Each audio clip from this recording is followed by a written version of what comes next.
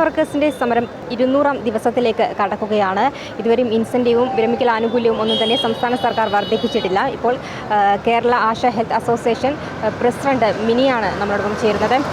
ഒരു വേറിട്ട രീതിയിലാണ് ഇപ്പോൾ 200-ാം ദിവസം നിങ്ങൾ റോഡിൽ വരച്ചിട്ടിരിക്കുന്നത്. എന്താണ് ഇങ്ങനെയൊരു വരച്ചിട്ടിരിക്കാനൊരു കാരണം?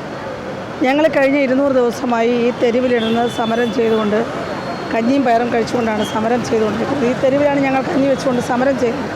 അപ്പോൾ അത് തന്നെ അതിനൊരു പ്രതീകാത്മകമായിട്ടാണ് ഈ പാത്രത്തിൽ അരിയും പച്ചമുളകും ഒക്കെ വെച്ചിരിക്കുന്നത്. സമരത്തിൻ്റെ 53-ാം ദിവസം നടത്തിയ ചർച്ചയിൽ ഞങ്ങൾ ഗവൺമെൻറ്റിനോട് ആവശ്യപ്പെട്ടത് അടിയന്തിരമായൊരു 100 രൂപയെങ്കിലും പ്രതിദിനം വർദ്ധിപ്പിച്ചുകൊണ്ട് ഈ സമരം ഒത്തുതീർപ്പാക്കണമെന്നായിരുന്നു. പിന്നീട് ഘട്ടം ഘട്ടമായി മിനിമം വേതനത്തിലേക്ക് കൊണ്ടെത്തിക്കുക എന്നുള്ളതാണ്. പക്ഷേ ഗവൺമെൻറ് അതിന് തയ്യാറായില്ല. അവരൊരു കമ്മിറ്റിയെ വെച്ചു. ആ കമ്മിറ്റി പഠിച്ച് ഇന്നലെ റിപ്പോർട്ട് സമർപ്പിച്ചിരിക്കുന്നു. ആ റിപ്പോർട്ടിൽ നിന്ന് ഞങ്ങൾക്കറിയാൻ കഴിഞ്ഞത് അത് പുറത്ത് ഞങ്ങൾക്ക് അതിൻ്റെ ഉള്ളടക്കം എന്താണെന്ന് ലഭ്യമായിട്ടില്ല.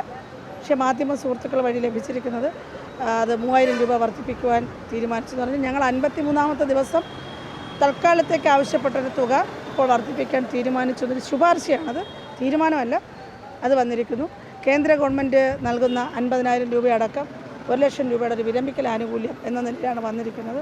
തീർച്ചയായിട്ടും ഞങ്ങളെ സംബന്ധിച്ചിടത്തോളം ഞങ്ങൾ മുന്നോട്ട് വെച്ച ഡിമാൻഡ് വളരെ ശരിയായിരുന്നു എന്നുള്ളത് തെളിയിക്കുന്നതാണ് സമിതിയുടെ ശുപാർശ എന്നാണ് ഞങ്ങൾ മനസ്സിലാക്കുന്നത്. എന്തായാലും സമരവുമായി മുന്നോട്ട് പോകും. സർക്കാരിൻ്റെ തീരുമാനം വരട്ടെ. എന്തായാലും വ്യത്യസ്തമായ രീതിയിൽ തന്നെ റോഡിൽ അവർ വരച്ചിട്ടിരിക്കുകയാണ് 200-ാം ദിവസം എന്നുള്ളത്.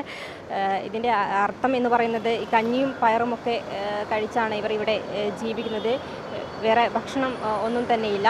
എന്തായാലും വലിയൊരു സമരവുമായിട്ട് തന്നെ മുന്നോട്ട് പോകാനാണ് ഇവരുടെ തീരുമാനമെന്നാണ് പറയുന്നത്. ക്യാമറമാൻ അനിൽകുമാറിനൊപ്പം അനശ്വര, വിസ്മയ ന്യൂസ്, തിരുവനന്തപുരം.